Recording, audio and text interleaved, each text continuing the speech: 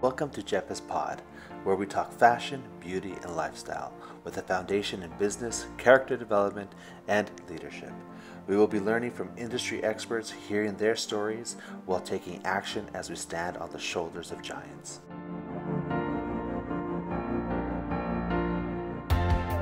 Hello, everyone. My name is Giuseppe, and welcome to Gepp'e Pod, powered by Perfit.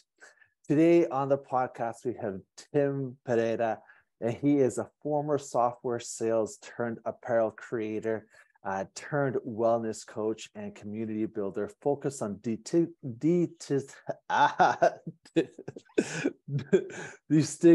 I can't even say it. Destigmatizing. It's a rough one. Focus on destigmatizing men's mental health. Excellent. All right, welcome to the podcast, Tim. Man, it's great to be here. I had a feeling when I sent you that it might trip you up. I was like, I should have added some hyphens in there or something. Oh man, destigmatizing. Oh, such a difficult word when you're recording. Yeah, lights are on. Everything's a little tougher. Exactly. Awesome. Well, thank you so much for being here on the podcast. I'm so excited to actually get you here, and I've been thinking about what we need to talk about because you are such an advocate for men's mental health. You have an incredible story from software sales to apparel creating to, you name it, you've kind of done it. So I'm really excited to learn from you, dive in deep, and get some tools from what you've created and what you've gone through in your life. So awesome. Let's get started. So Tim, what was the driving force that got you here to Per Wellness? I think like a lot of people out of college, we kind of really want to find our way and want to prove ourselves.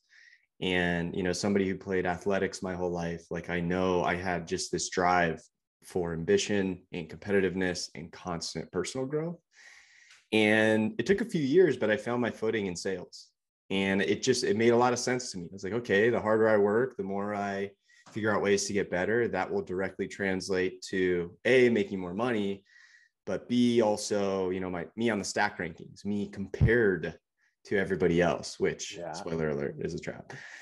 So after years of doing that, and I really, I was on a quick ascension to, promotions and President's Club and sales MVP. And I moved from San Francisco to New York City to manage my own sales office. And I had all the success. I had all this stuff there. And, after reaching that point, the next few years, I was really scrambling to figure out, not consciously at the time, I think in hindsight, I realized this, but I was scrambling to figure out what was next. Like I had achieved what I kind of set out to achieve, to become number one, get promoted and everything. And of course I got there and I was like, wait, this is it. Mm-hmm. Like, I don't feel stoked all the time. Like I thought I would be. I'm just back to being me, And so I looked for a lot of things in my life. I looked to change a lot of things, I should say, external circumstances. I moved 4 times in 4 years across country each time. Mm-hmm. I changed jobs 4 times. I moved apartments within the same city. I kept trying to change my circumstance and what was going on around me with the hopes of it bringing fulfillment and just a sense of self, right? This is all what I've learned in hindsight, not so much in the moment. I wasn't thinking through this. And so I bring those up because during that whole time, my performance in sales went from being at the ultimate top of my game and even top of the company I was at to I was fired for just poor performance. Mm-hmm. I was slipping into really unhealthy habits. I stopped going to the gym in the morning. I put on 25 pounds. I was drinking a lot more on the weekends. And I just felt so directionless. I felt lost. I had no clarity. I was approaching 30 at the time, or I just turned 30 during kind of in the middle of all that. And I was like, what is this all for? Like, what am I doing? So when I got fired, I'm like, do I go back to work in tech sales again? Do I try and get that job? Like, am I just chasing money at this point? What am I doing? Mm-hmm. And there was a moment where I was like, you know what? during this whole process, I always had this idea of wanting to start my own business. I love the idea of taking on that challenge. And the idea I came up with, the only one actually that kept running through my head, was designing my own athletic shorts from sustainable material. So after I was let go, there was a point where I was like, screw it. I just need to do this. I didn't have any heavy or big financial obligations. I didn't have, there's like a mortgage, kids, car payment, anything like that. I was like, I really have a lot of freedom right now. Now is the time to do it. So for the next 18 months, I designed apparel and everything. And what I'll say too is during those 3 or 4 or 5 years when I was really on that, the decline, I would say, with my health, for better part of 4 years, I was pretty depressed and didn't totally realize it at the time. But so I was really struggling. What I wanted to get into was, I had always been really interested in, like I was saying, being an athlete, performance, and doing whatever I could to feel my best. So I actually, in a weird way, I had always been into health and wellness. And so a lot of these healthy habits I had built, I noticed things were off because they really started to slip. And so then when I was let go from my job, I'm thinking about this clothing company. I was like, really, I want to get into the wellness space. I don't want to become necessarily a personal trainer, and I'm not going to med school. I don't know if there's anything in between. So I was like, let me just build shorts. I'll create some shorts. I'll put out some wellness content. I'll talk about my journey with mental health. And during the initial few months of this transition into my own company, I really turned the corner with mental health. And we can get into that, but did a lot of self-discovery and work and really turned the corner. So I started sharing online about it, speaking with, a bunch of men that are going through something similar. So anyway, I bring that up because I worked for 18 months to design, or source and manufacture sustainable activewear shorts for men overseas. And I got to a point where I was writing so much about wellness, and I was writing and posting and talking with guys and organizing get-togethers around specifically men's health, men's mental health, well-being, for performance, for high performers, high achievers. And it just kind of hit me one day. I was like, wait a minute. I was like, why don't I go into this space? Why don't I like be somebody who just gets guys together, and maybe we do like a group program, or maybe I do one-on-one coaching if that's where I want to go, or like in-person events, and build a community around it. And so I ended up pivoting from clothing, kept the brand name, kept the same mission of helping men get happy and healthy. And so I say that, and I know it's a long answer to your question, but I never set out to be a coach, I would say. I think what happened with all the experiences I went through with mental health and all my challenges, and just by sharing, opened up this space for connection with other men. And I really just fell into it. It just became really apparent there's such a need there for men, and not just a need, but actually a want from men for something like this. Because of course, while I was going through it, and as you know, and men out there, like, we feel like we're on an island. We feel like we're alone. We feel like we're the only ones going through it. And so what I had learned just by sharing a little bit of the story publicly was that, holy crap, there's actually a lot of guys that are going through something like this. And it's going to be way more impactful to work with them directly than to try and sell them workout shorts. So that's how I got into doing stuff with men's wellness. No, that's amazing.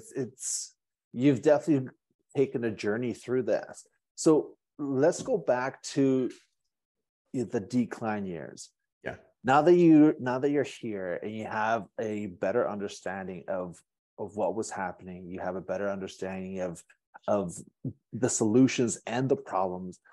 How are you able to now recognize when depression is hitting, when anxiety is hitting, and what were some of those trigger points that allowed you to dig that hole deeper and deeper? And what were you doing in order to dig that hole deeper and deeper for yourself? Yeah, I think a lot of it just stemmed with a lack of self-awareness, like really not understanding the role of emotions and feelings in our lives. We're feeling beings, and that is our nature. We're feeling beings that happen to think. And our thinking, can help process the feelings, but we feel first, and our thoughts typically,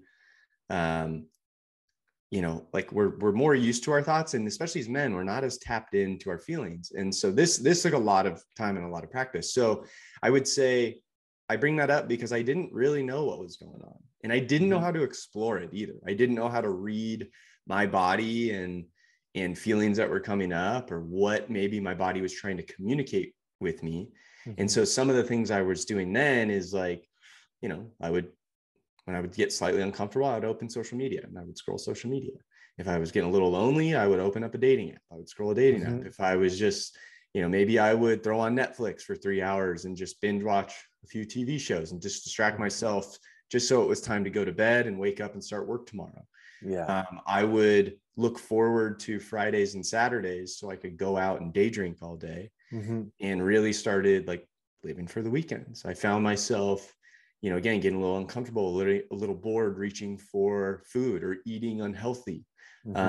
Warning signs for me were, hey, when I stop waking up at 5 a.m., I'm a morning person. I know when I'm at my best, I'm a morning person. And I would start to wake up a little bit later. I would go to bed a little bit later. I would skip my morning workouts. I would skip any workouts. I would start to eat a little shittier.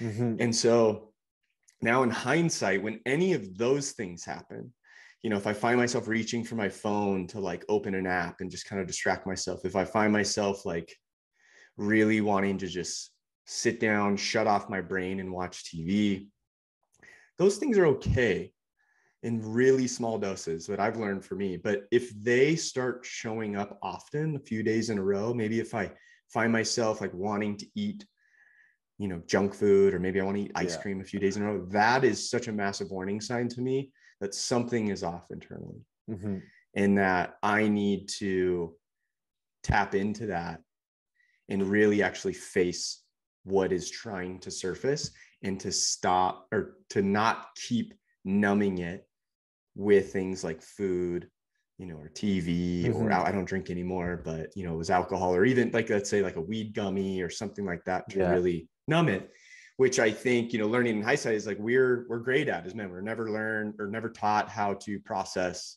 those emotions and feelings or whatever, just part of being human. And, but we're really good at covering it up and burying it. 100%. Yeah. So how are you able to teach somebody to explore that uncomfortable feeling, and what is actually making you uncomfortable? Yeah, it's a great question. I think first and foremost, it all starts with awareness. We can't change that what we're not aware about, and I do feel.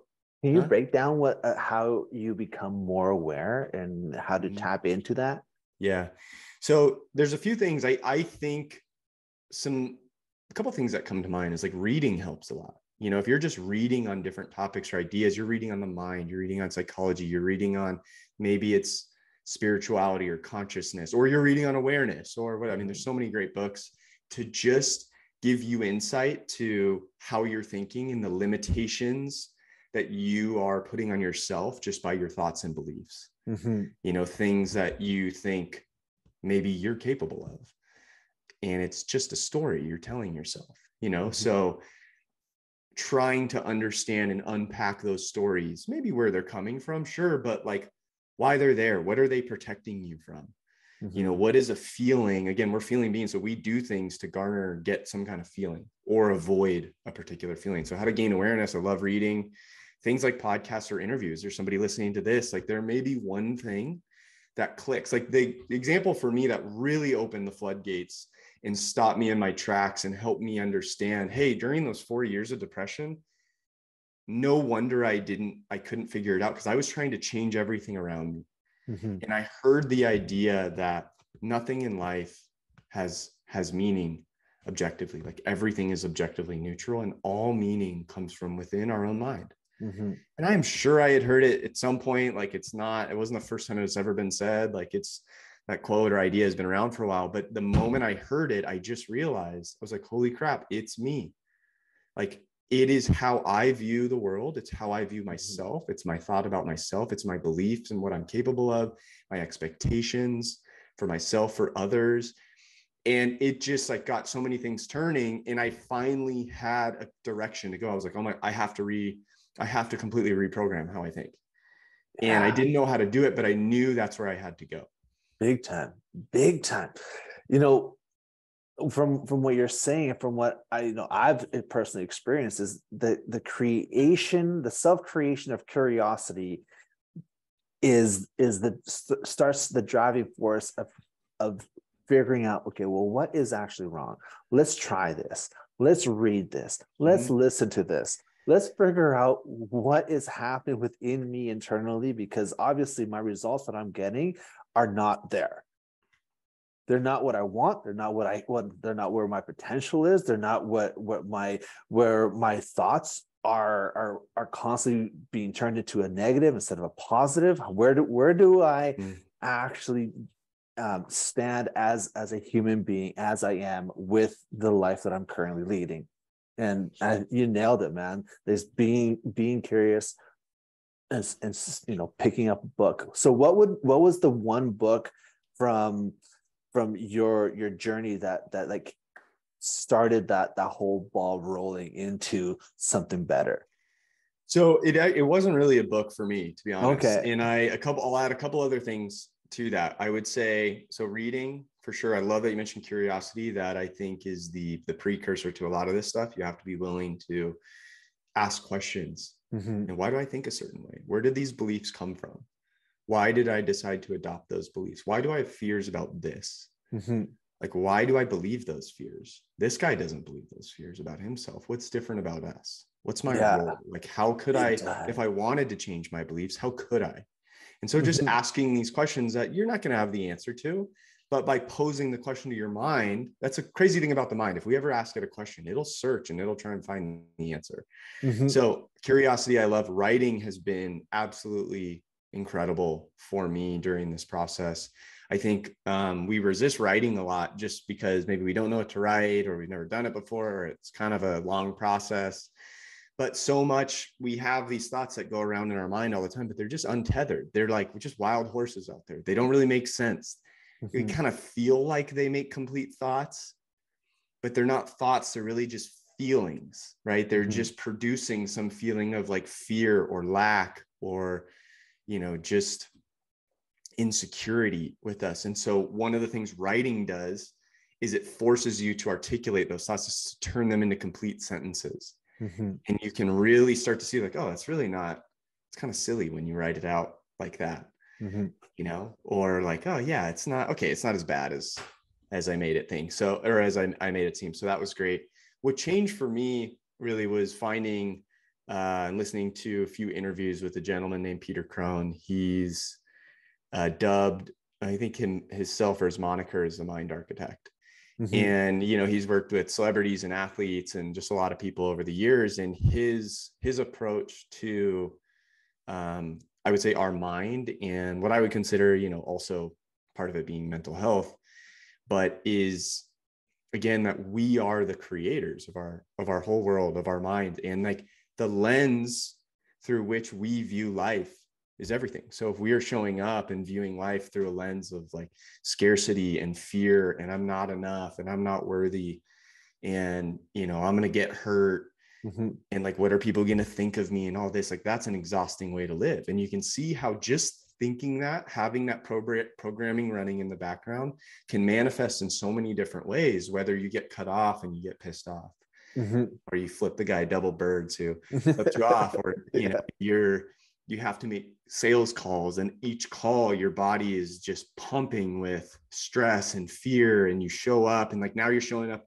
as fearful on the call, and you don't show up as your best self, then you don't get the sale. And then it just is this like self-fulfilling cycle and prophecy. And so listening to him a lot, like when I first heard, he was really like the first voice that I heard where things made a lot of sense and gave me a lot of awareness of my situation and what I needed to change. And so I listened, I think probably every podcast he was on. I took some of his courses, and just really tried to get down to the ultimate foundation of our mind and the quality of our thoughts, which really comes down to our beliefs about ourselves and life and everything, and work to just strip away. Because once you fix that, once you start living from a place of like love and creativity and possibility, as opposed to, fear and probability and what can go wrong, and I want to avoid all the things that go wrong, like everything in your life starts to change. Mm-hmm. Depression just goes away. Anxiety just goes away, because you're not living as that person anymore. You're viewing life differently. You're living in the now. It's an incredible way, as opposed to doing all the things to address the symptoms. And there's certainly things, that I have in like a self-care routine and working out or get some cold plunges or eating well to really make myself feel great. But those, I had been doing those for years, and those weren't addressing the underlying root cause, which was really my perspective when it comes down to it, on the world, on myself, and my relation to others. And so simply changing my perspective as best I could, and still work in progress, really made everything else fall into place. Interesting. When you were now getting yourself out of it, and you were listening to these podcasts, and you were starting to read these books, and you were making these changes, what were the changes that helped you really step into who Tim is? Yeah, I think fundamentally understanding that, the inner critic that I had on repeat in my mind, the negative thoughts I had about myself, the self-limiting beliefs that stopped me from starting a business for years, from doing so, like being comfortable in my own skin, and just becoming aware that I was actually in control of that, and that it was a choice. And now that I was aware, I was in control, and that, one of my favorite ideas is like, words aren't describing our world, they're creating our world. And so while we think, like, we talk about, oh, I'm stressed because of this person pissed me off, like, they did this to me, this happened, and I reacted. And instead, understanding you're in control of your reaction, and you are in control of how you show up. And it goes back to what I was saying earlier, everything around us is neutral. All the meaning is applied by yourself. I think Salma Hayek said at one point, like, hey, if somebody comes up to you and they're screaming at you in Chinese, and let's assume you don't understand Chinese or Mandarin, you're not gonna, now that's just words, it's just vibration, it's just sound being yelled at you. Like, the intent comes from the person, the meaning comes from you. And so if you get yourself to a place to be perfectly okay with who you are, comfortable in your skin, doesn't matter what's going on around you, then you're not in a position to give your control or give somebody else power over your mental well-being. Doesn't mean people are going to do stuff that, you approve of or condone or like or want, but understanding fundamentally that you are the only one with power to control how you respond and how you feel every day.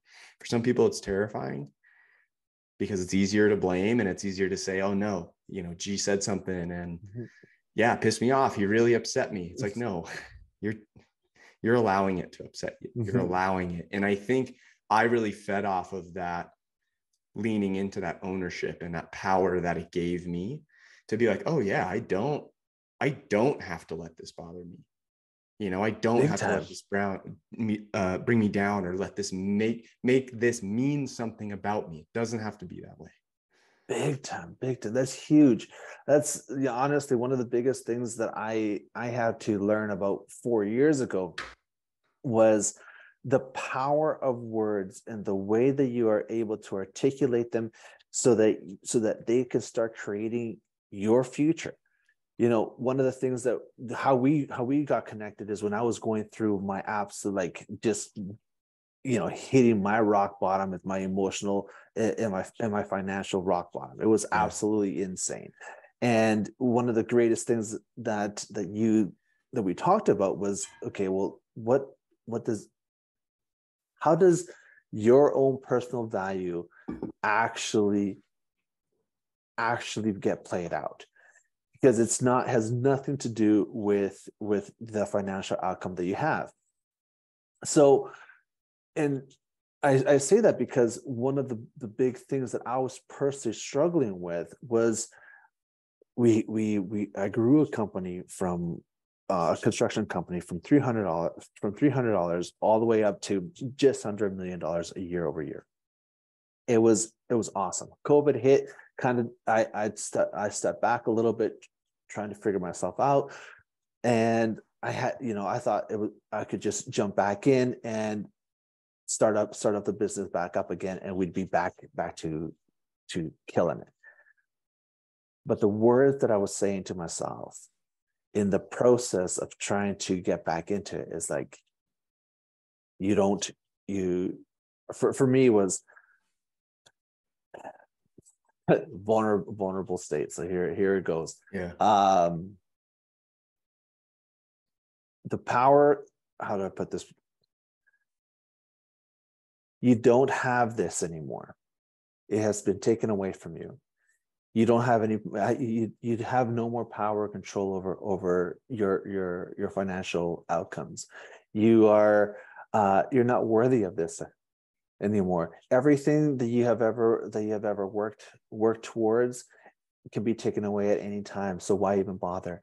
It just like kept on piling and piling these negative thoughts, these negative words, and then I started defining my own personal value upon only the financial outcome that I was able to bring in. Mm-hmm. And when we connected and we started talking, we're like, okay, well, there's a different way to go about this. Mm-hmm. And one of the cool things about our connection is that you were able to redirect my own personal thoughts to see the value that I actually have and the way that I'm going to impact the world, rather than just being based, my own personal value being based on a dollar amount. And that's one of the coolest things about how we interact with ourselves and the words that we say, because we can limit not only our own outcome, but we can limit the future simply by putting a bad spin on crucial words. And that hurts us so bad. So I want to say thank you for that, because that new perspective really helped me solidify, like almost like when we talked, it was almost a year to the day. Dang. When and we've done a complete turnaround, and the person I am today is so much better because of the conversation that we had a year ago. Oh, that's awesome, man. I love to hear that. Yeah, awesome. It was massive. And yeah, that's why the words that we choose to talk to ourselves, to talk to the people around us, that we choose that to actually affect us from the people that say something is so crucial. So for me, I'm very curious about what were the steps that you took in order to redirect and reform your vocabulary so that it consistently became a positive talk, and also was able to then create something that's beautiful, which is your current life right now. Mm-hmm. Yeah, I think, for one, it started with getting to pretty much a rock bottom and being sick and tired of trying to solve things the same way day in and day out. And clearly it wasn't working. And so I definitely got to a point where I was like, all right, clearly I need to try something else. So much of what we do, especially in our culture, in the States, and just, gosh, with everything we are just bombarded with, now it's like out the womb, little 6-month-old have cell phones, it seems, but it is like we are conditioned to acquire and achieve, and gain money, gain status in order to prove our worth and to prove our worth to ourselves. And so what we try and do all the time, and this is what I was doing for 4 years, very clear in hindsight, is I was trying to control my external circumstances in order to make myself feel okay in the moment. Mm-hmm. And once you realize that instead, that's not the game. That's a game everybody plays, and they're playing the wrong fucking game. The game is can you get yourself okay regardless of what is going on around you? Can you become so still and centered and know yourself. It takes a lot of work because you really got to get to know yourself too. But can you be okay with whatever is going on around you? And then what happens is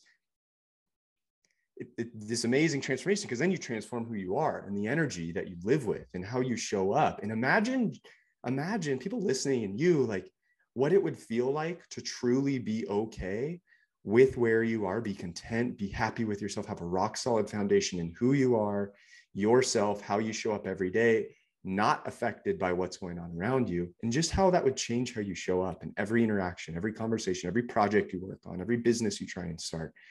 Would operate from such a different energy. You would just show up different. You'd be lighter, you'd be more creative, there'd be way more possibility. And then so what happens is, like, the more you focus on yourself and being okay in situations, like, that's actually when things start to materialize and like manifest or show up in your life, in physical form. And so really focusing on yourself, and instead of, again, like, I'm stressed out, I need to make this much money, like this if then proposition, like, okay, if I get promoted, then I'll be okay. Or, when, or even like when then. So when I make this much money, then I'll be able to take a deep breath. It's like, what's going to happen? You're going to be feeling the same way. You're just going to reset your sights, or you're going to compare yourself to somebody else who's even further ahead, and you're going to get more stressed out or whatever. So the game is getting yourself to a position where you just understand and realize that your self-worth is inherent. You're born with it. It's just part of being human. You have it. And we've just been conditioned otherwise to think that we need to achieve and acquire and do all this other shit in order to feel worthy. And it's the ultimate trap, because that stuff never works. And anytime, I love this idea, like, any time that we externalize our happiness or our worth, meaning we put our worth into our accomplishments or our achievements or things we gain, anytime we externalize it, the problem is we're then susceptible to the loss of it. So when you externalize your surf into making $1 million a year, what happens when that goes away? It completely destroyed me. It killed me.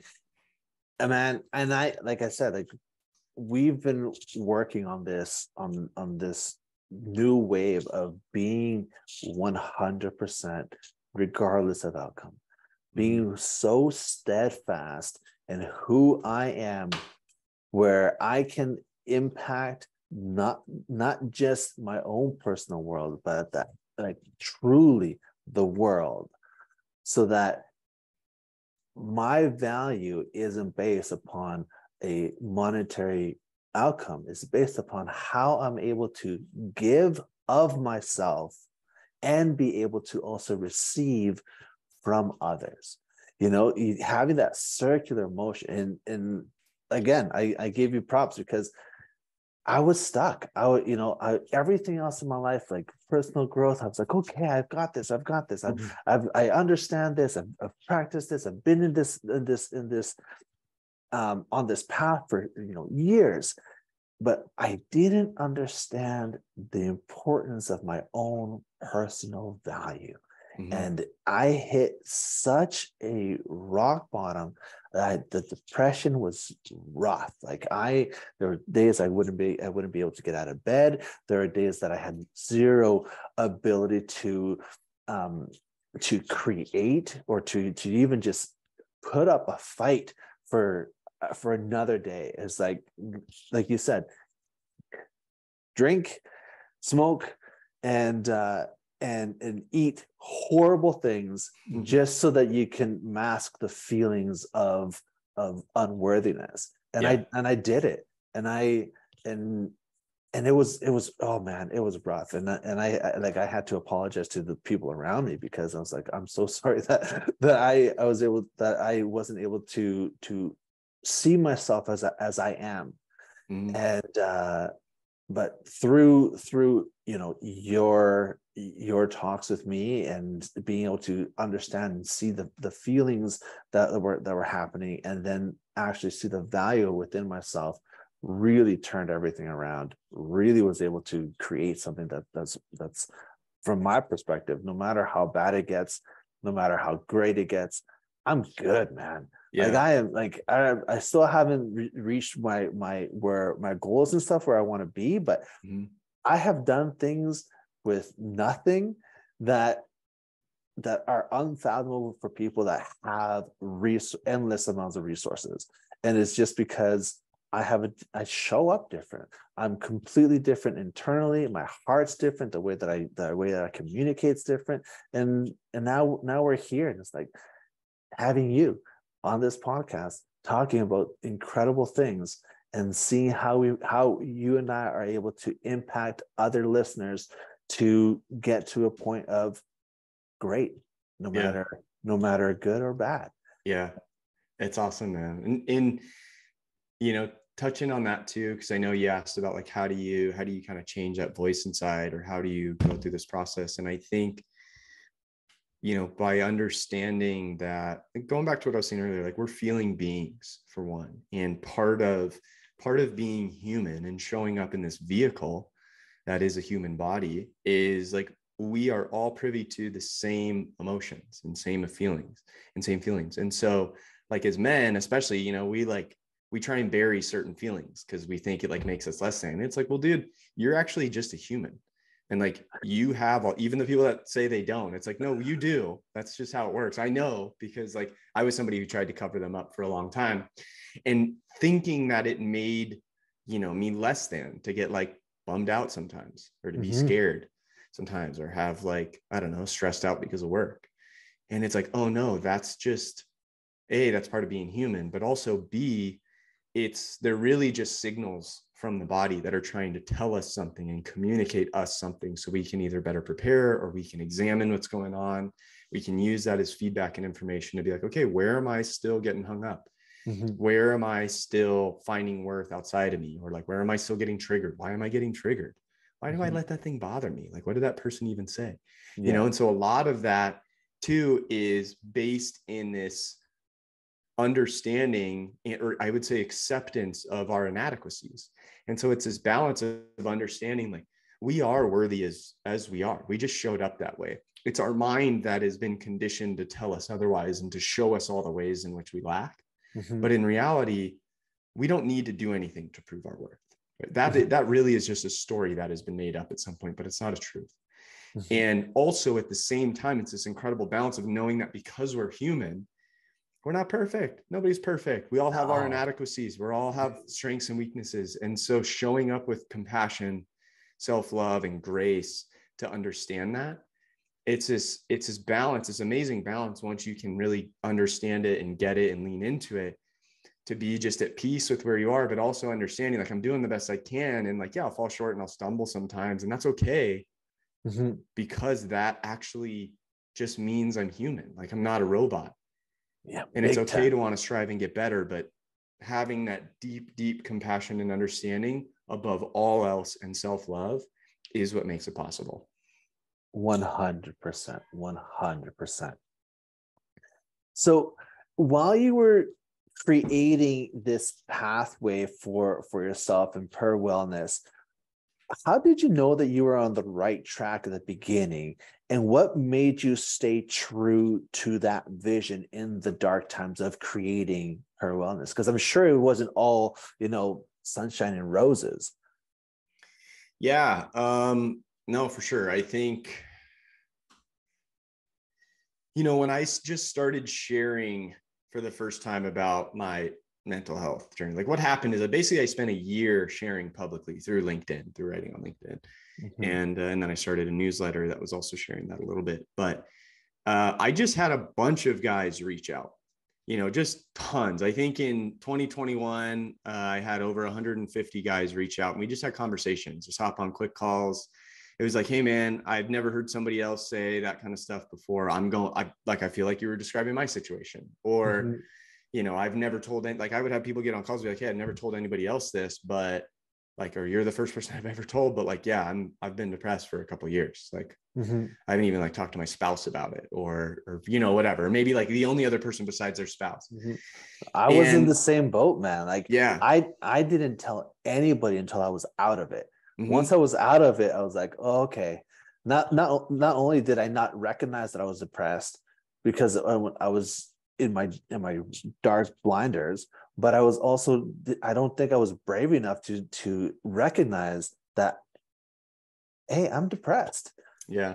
you know. So yeah, 100%, I totally resonate with the community that you Yeah. built. Yeah. To that point too. I mean, the first time I told anybody was when I posted publicly on social media, like 7 months after I really turned the corner, with it. And so that was the first time my parents found out, it was like on a social media post where I was just talking Mm-hmm. about it. I wasn't somebody who talked about, like, I had figured my shit out on my own. Like, that's how I felt. I felt like Yeah. I didn't want people to worry about me. Mm-hmm. And now, of course, I understand much better that, asking for help isn't a sign of weakness or giving up. It's really your refusal to give up and like a drive to want to get better. I think of, for anybody that played sports, it's like, man, all the greats had individual coaches. They Big had time. people they would go to get feedback, work on their game, see where they could improve. And I just encourage people to view their mind the same way, just like you would in the gym. Man, I remember hiring a coach because I had a plateau with my back squats and I could never get past it. And I was like, you know what? I need to hire a coach.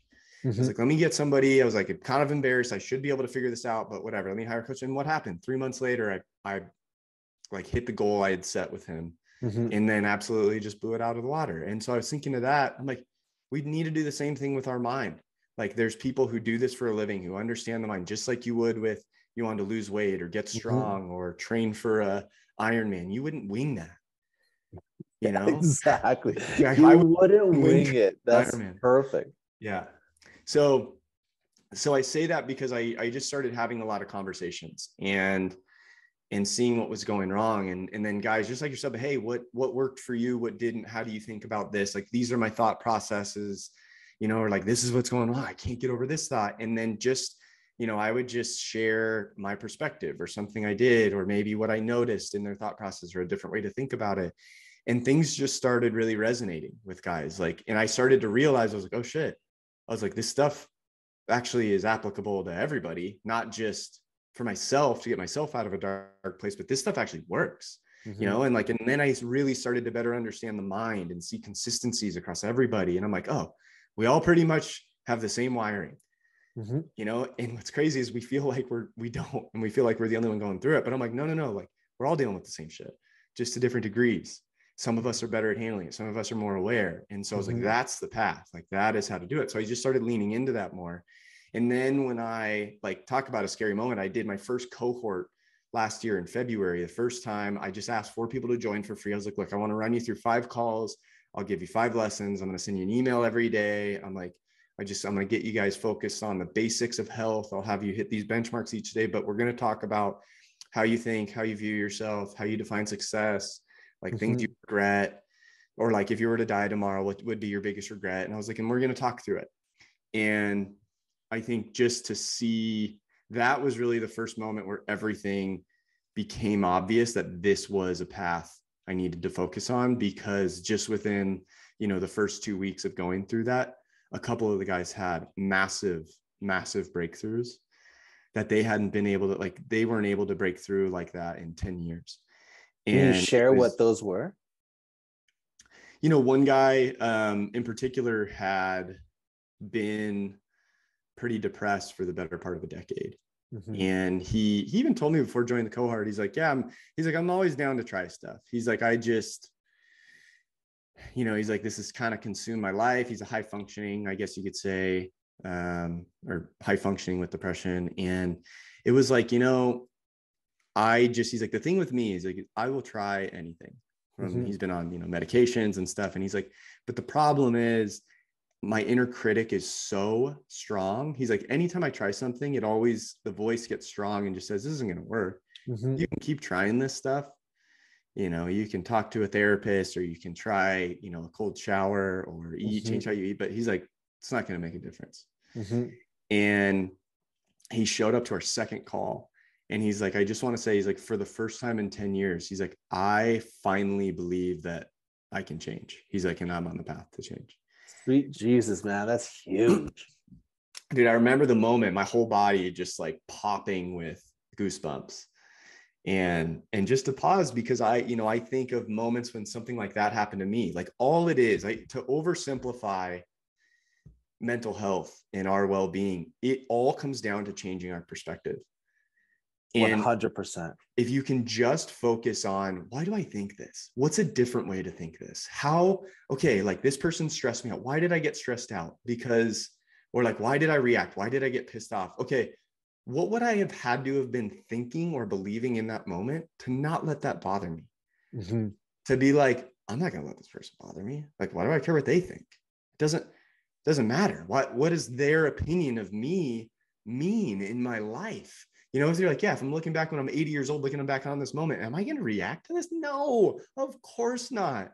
Mm-hmm. Or like, man, I would have to be so confident in myself and love myself so much and believe like I am in full control of my mental well-being and how I react. Like maybe that's what you have to believe to not let somebody else affect you, right? But whatever it is, it's just asking yourself, what would I need to believe to not let this affect me or to XYZ? And pose that question to your brain. Because like I was saying earlier, when we pose questions to our mind and our brain, it'll start to work to find the answer and it'll present you with an answer.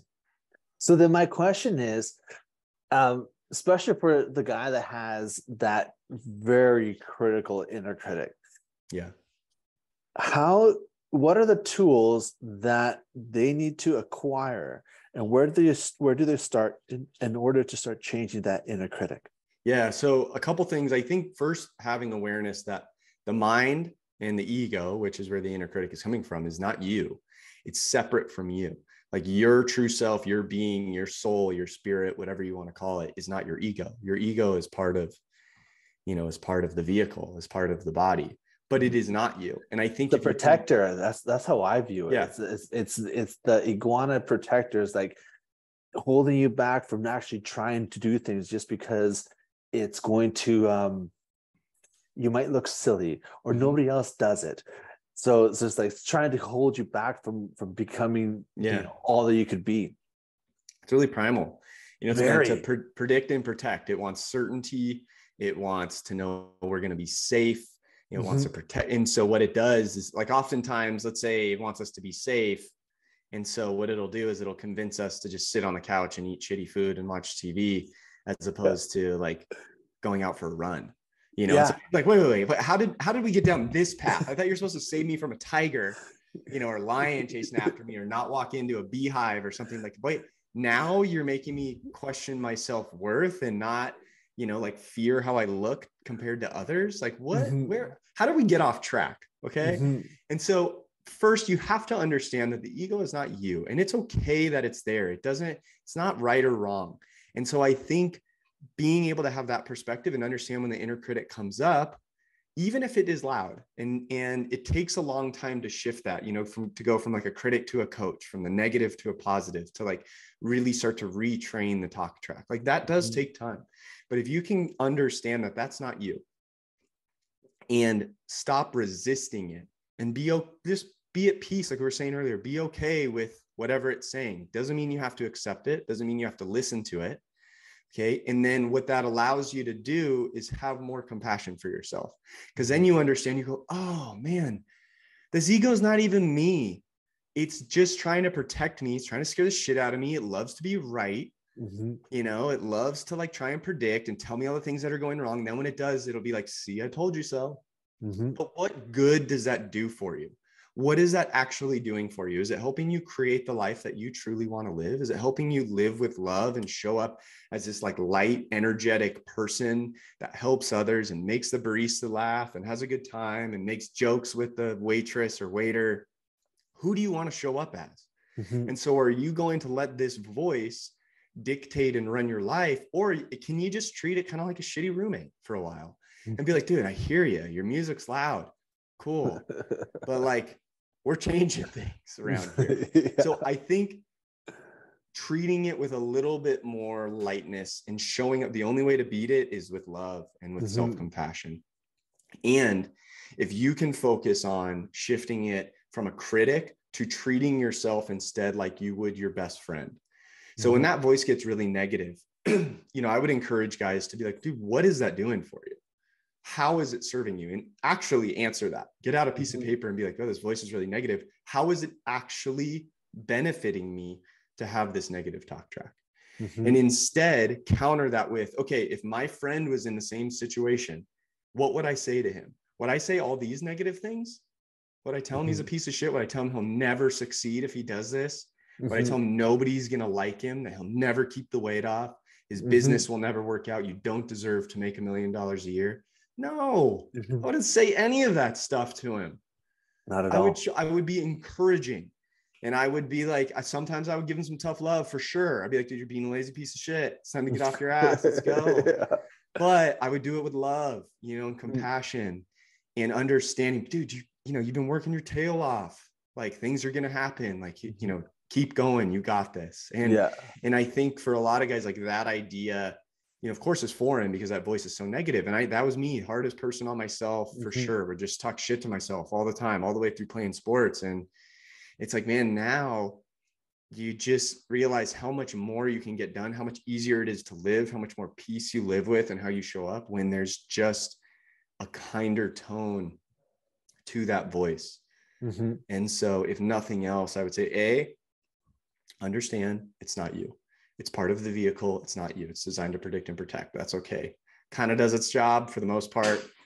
It's running loose and not really helping us. And B, treat yourself like you would your best friend. When that voice comes up, instead of accepting what it's saying, be like, okay, what would I actually say if my best friend was sitting in front of me though? Mm-hmm. How would I change my tone? What advice would I give him? I'd probably just give him a big old hug and be like, dude, you're okay. Like, I'm here with you. This sucks. We'll just get after it tomorrow. No problem. Yeah. So I think those, probably the two biggest things. There's a lot more to it. And like I said, it takes work. It's not easy. It's not going to happen in one day. So we also, can beat ourselves up if we don't change it right away. It's like, dude, this is the obstacle to our life too. Like, this is one of the biggest things we'll ever do. And so you got to have grace with yourself. It's going to ebb and flow. It's going to come in cycles. It's going to come in waves. And so having patience, having grace, having that self-compassion, that there's something bigger you're working towards, Mm-hmm. like inner peace and happiness and feeling content. And so when you have that bigger direction and kind of frame of mind, you can handle the critic and moment to moment being like, all right, dude, maybe you can win today, win the battle, but you're not winning the war. We have something bigger in mind. Yeah, big time. I love that. I love the fact that at the start of everything, you dug in deep and you saw, okay, how am I helping people, and what is the feedback that I'm getting from them? And then once you started to understand that everything was resonating, people were actually grasping and being like, yes, this is me. I'm here, I'm there, I'm this, I'm that. And like, okay, now how do we do this? And how do we turn this into something that we can really help the community? So now that you're here, you've built this business. It's not very long. You've done this in a very short period of time. Mm-hmm. The last I saw is that you're doing these little travel cold plunges. How is that going? What kind of feedback are you getting from trying this, and what was the process that made you be like, okay, we're gonna do a travel cold plunge challenge and we're just gonna do it and see what happens? Yeah. So one of the main feedback of all the guys I would talk to is like, man, I feel like I'm on my own, or I don't have like-minded guys or growth-minded guys I can speak to. It's like, hey, my friends and family love and support the heck out of me, my spouse or whatever, but they just don't get what I'm going through right now, or what I'm trying to get to, or whatever that is, kind of this self-discovery process. And as you evolve and grow, sometimes it's hard to talk about that stuff with people really close to us because they know us as identity here.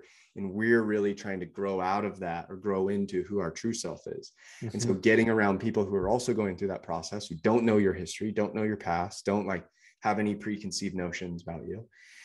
And so that was really that's really what led to the cohort and doing group stuff. And so when I moved back home to San Diego after 8 years of traveling around the country and moving around a bunch, I had lacked roots somewhere. I had lacked in all my moves. There's so many positives to it and so many pros, but one of the cons is not really being able to establish a local community. And so I wanted to start doing in-person events in San Diego. And I was body surfing down in La Jolla one morning, and I got out of the water. It was like 7:30 a.m. and it was just, the sun was coming over the hill, and it was like this perfect clear morning in palm trees. And I'm like, oh, we got to do something here in the morning, like at this time, get guys. And I was like, oh, I just won this ice barrel, this cold plunge. So I was like, what if I brought that down to the beach, filled it with ice, got it with water? And I was like, I don't know if anybody will show up, but I'm like, I would want to do that. So that's pretty cool. And so our first event, we had 9 guys show up, and I was like blown away. I was hoping to get like 3 other guys there.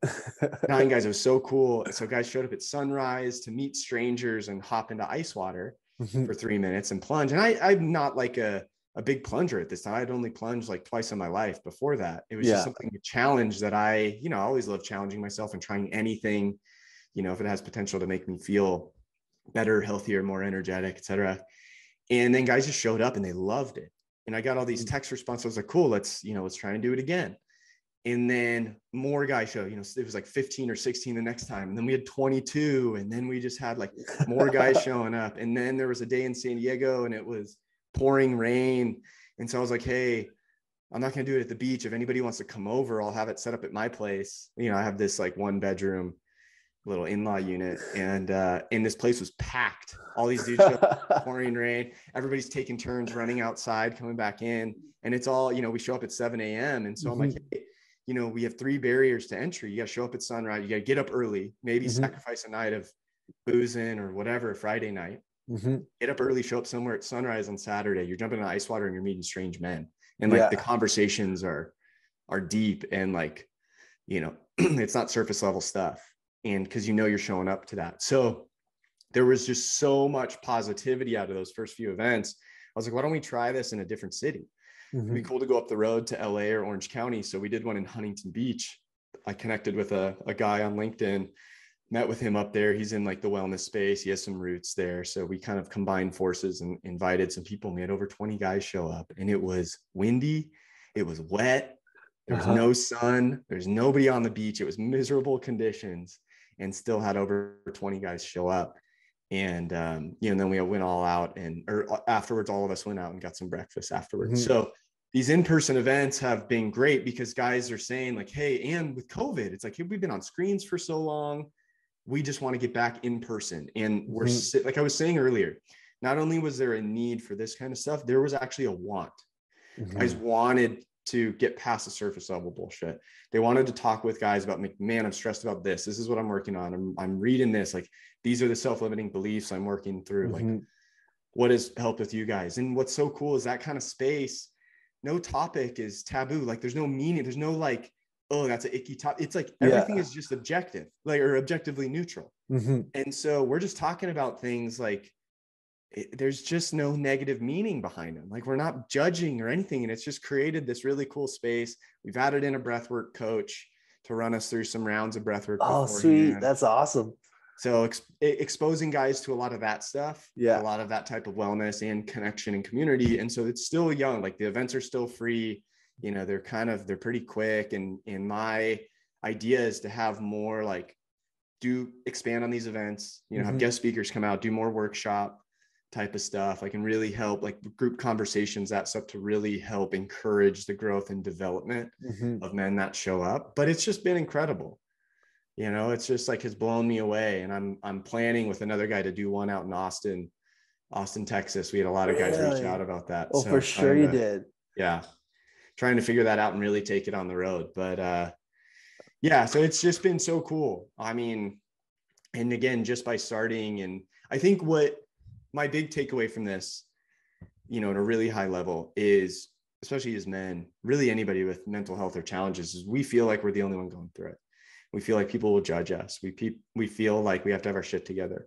And what this showed me is, like, the second that I started to share of what I went through, like how I thought about it, what I was working on, there might have been people that judged.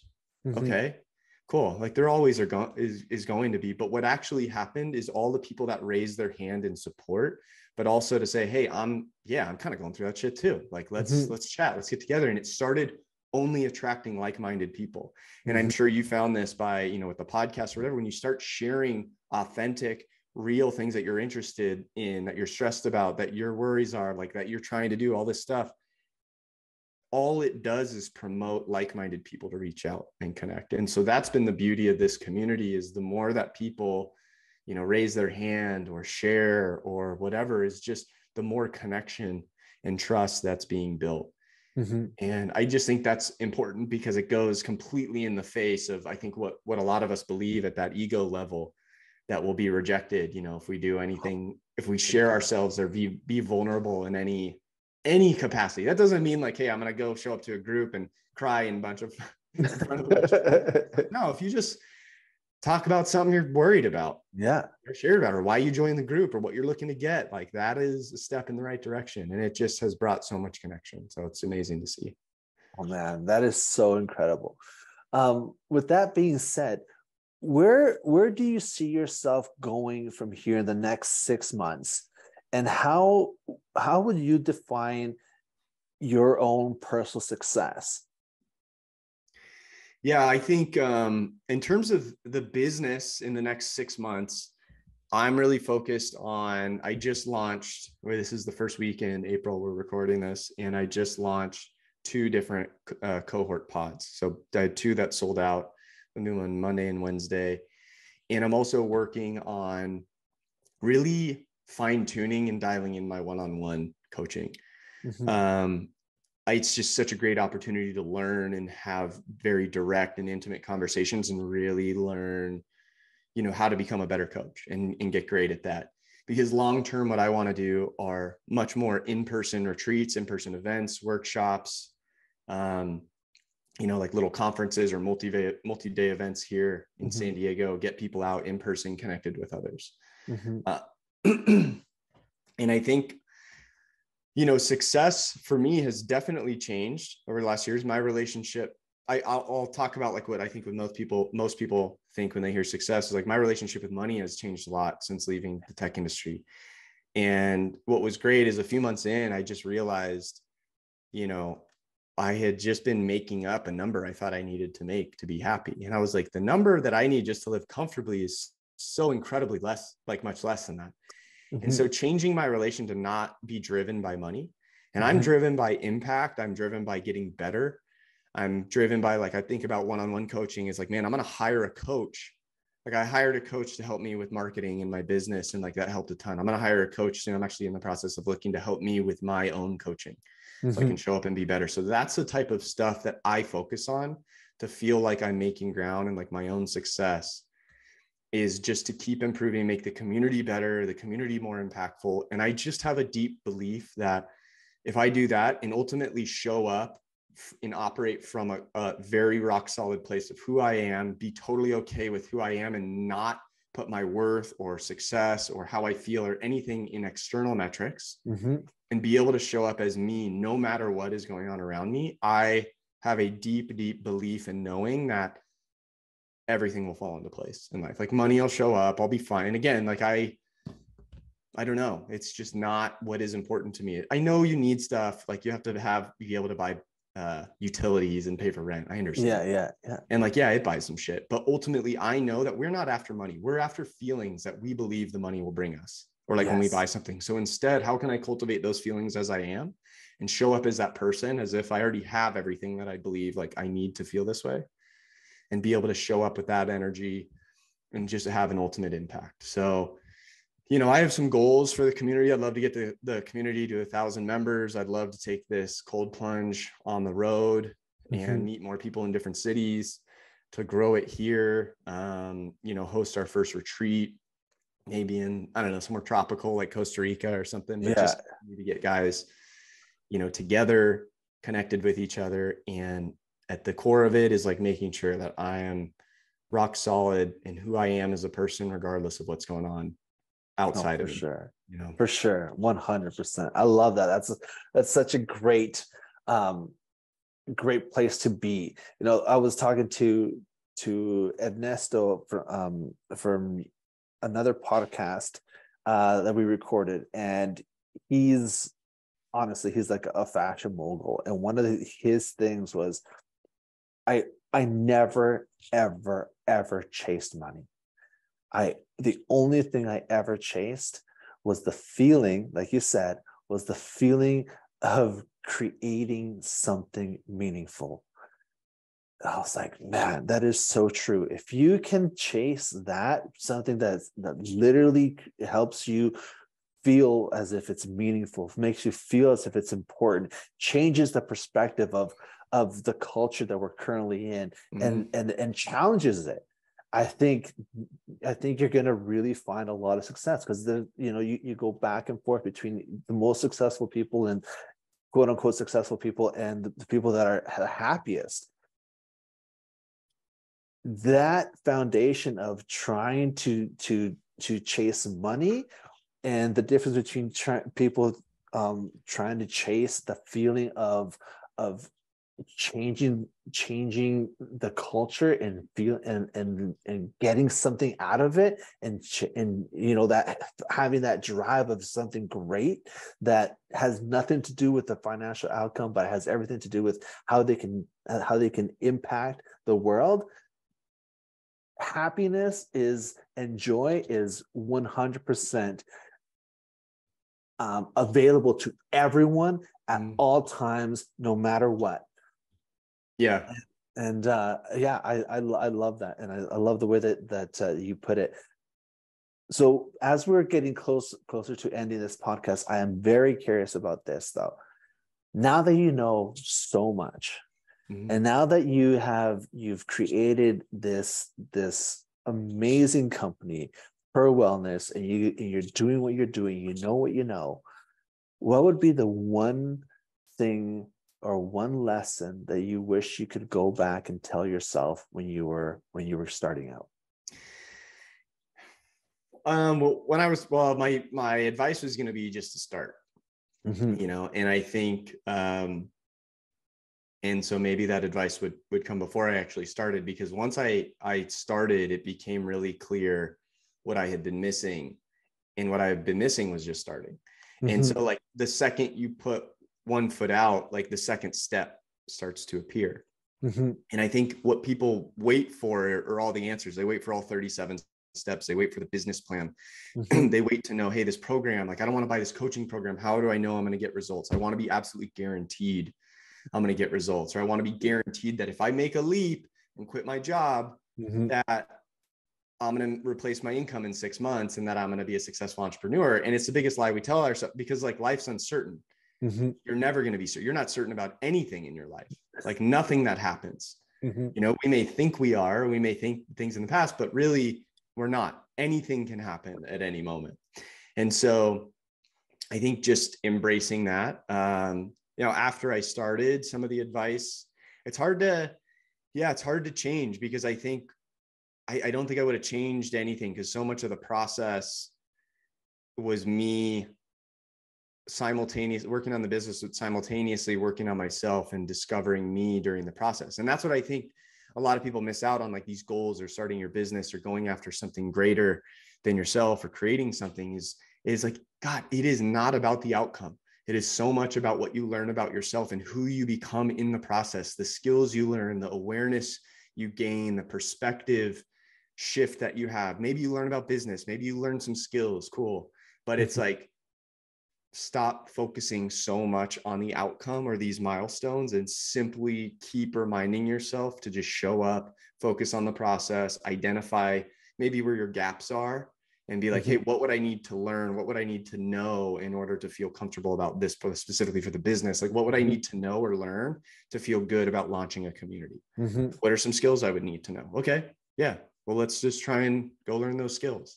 Yeah. So I think that long way of saying, like, maybe, yeah, some advice since I started is just like, stop worrying about these milestones making or breaking you. Stop worrying so much about comparing to others that are on their own journey, especially with social media. It's just super easy to do. It's just kind of in our nature.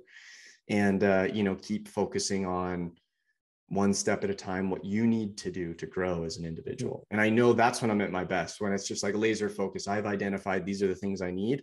I'm going after them, and not letting the distraction of, oh, what's G doing today? Like, oh man, his content looks so cool today. Why is mine? It's like, no, just keep focusing on improving. Yeah, no, I 100% agree. 100% agree. Well, it has been an absolute pleasure talking with you today, learning from you today. And I know that our listeners are going to be able to have an extraordinary amount of actionable tools from this conversation. So thank you so much, Tim. It has been an absolute pleasure. Yeah, man. Thanks for having me on. It's great to connect again. Good to chat. Nice to chat, man. Thank you for listening to Gepp'e Pod. Make sure to share, like, and subscribe. We thrive from your feedback. Please let us know what you thought of our guest and this episode. From all of us at Perfit, see you next time.